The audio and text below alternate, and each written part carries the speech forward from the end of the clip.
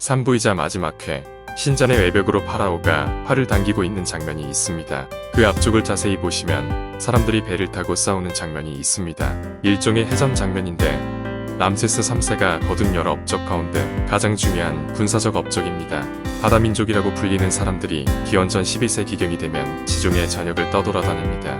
이 바다민족은 정확하게 어디서 출발했는지는 알 수 없습니다.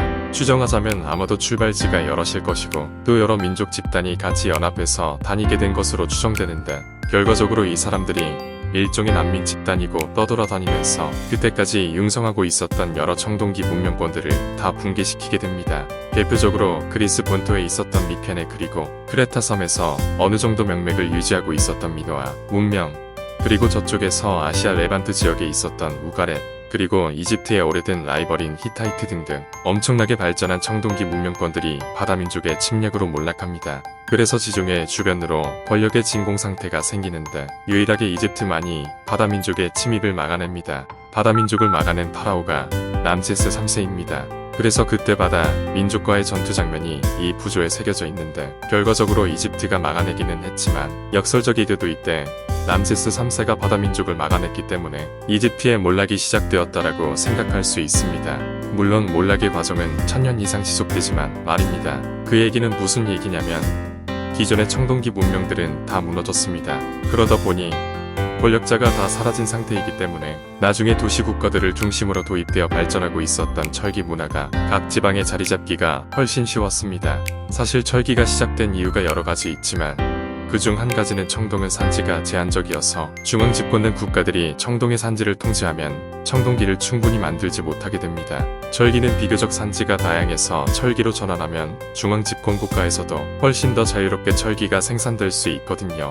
그래서 철기가 시작됐고 그래서 동아시아 지방의 철기 문화가 자리를 잘 잡을 수 있었는데 이집트 같은 경우는 애초부터 엄청나게 보수적인 국가 시스템이라서 잘 안 바뀝니다. 이집트는 바뀌고 발전하고 변화하는 것에 매우 보수적이었는데 이 세상의 이집트가 처음에 창조될 때부터 완전한 상태로 창조되었다고 믿었기 때문에 그 상태를 계속해서 유지하는 것이 중요하다고 생각했습니다. 그래서 이 사람들이 강조했던 개념이 마하트라는 개념인데 이 마하트가 우주의 질서이고 이집트를 중심으로 하는 구조적 질서이기 때문에 이집트는 항상 마하트를 지켜나가야 했습니다. 변화를 하면 안 되는 것입니다. 그러다 보니까 이집트는 결국 철기 문화로의 자연스러운 변화에 실패합니다.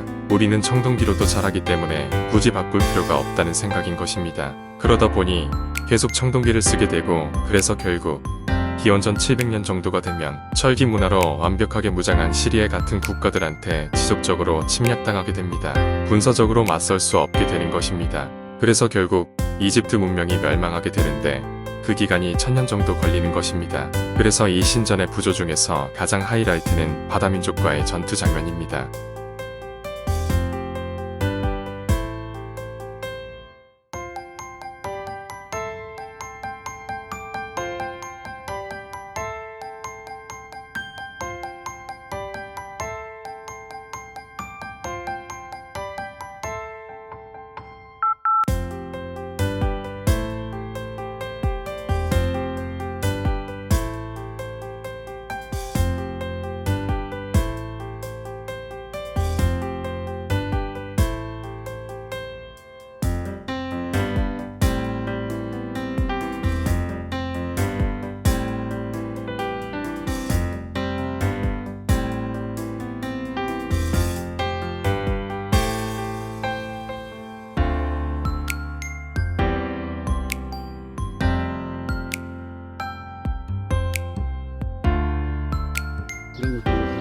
네, 여긴 완전히 석각도 되게 멋있어요. 뭐 우리나라에 있으면 저거 한 사적 정도 될 텐데. 근데 여기선 너무 천대받아. 네.